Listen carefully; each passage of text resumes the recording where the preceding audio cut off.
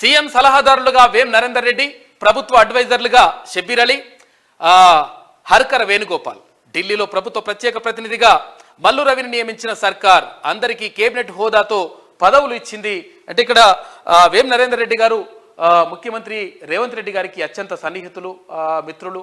తర్వాత అప్పుడు తెలుగుదేశం పార్టీలో కూడా కలిసి పనిచేసినటువంటి వ్యక్తి కాబట్టి ఆయనకు అంటే ప్రత్యేక గౌరవం ఇవ్వాలి. తర్వాత అంటే నిజంగా కూడా ఆయన ఎప్పుడు కూడా ఎలాంటి పదవును ఆశించలేదు.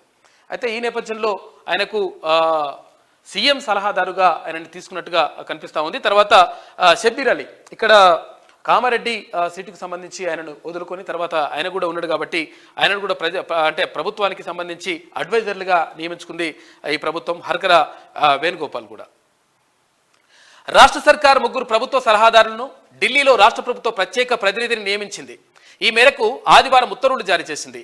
వేం నరేందర్ రెడ్డి, షబ్బీర్ అలీ, హర్కర వేణుగోపాల్ను ప్రభుత్వ సలహాదారులుగా, PCC senior vice president Mallu రవిని ఢిల్లీలో ప్రభుత్వ ప్రత్యేక ప్రతినిధిగా నియమించింది. అందరికీ కేబినెట్ హోదాతో పదవులు ఇచ్చింది. అయితే వాళ్ళు ఎంతకాలం ఈ పదవిలో కొనసాగుతారన్న విషయాన్ని మాత్రం ఉత్తర్వుల్లో పేర్కొనలేదు. సీఎం రేవంత్కు అత్యంత సన్నిహితుడిగా పేరున్న వేం నరేందర్ రెడ్డికి సీఎం సలహాదారుగా అవకాశం దక్కింది అంటూ ఒక వార్త కనిపిస్తూ ఉంది.